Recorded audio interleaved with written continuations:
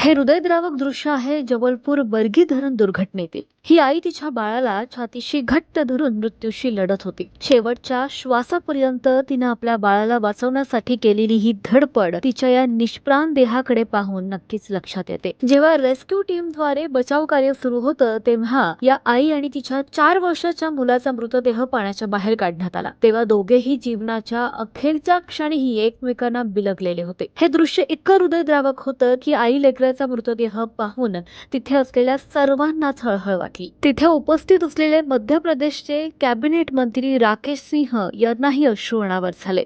उसमें तो हम देख के हैरान हो गए अंदर कि भाई लेडीज को पीछे तो पहली बात तो लेडीज उस पे से आ नहीं रही। हम देखा क्यों नहीं आ रहे तो देखा तो उसके हाथ में सिमट के एक बच्चा पड़ा था। तो हम उसको खींच रहे लेकिन उसकी पकड़ अपने बच्चे से हिल नहीं रही थी उस लेडीज की। तो वही बताना चाहते हैं सर अभी थोड़ा हम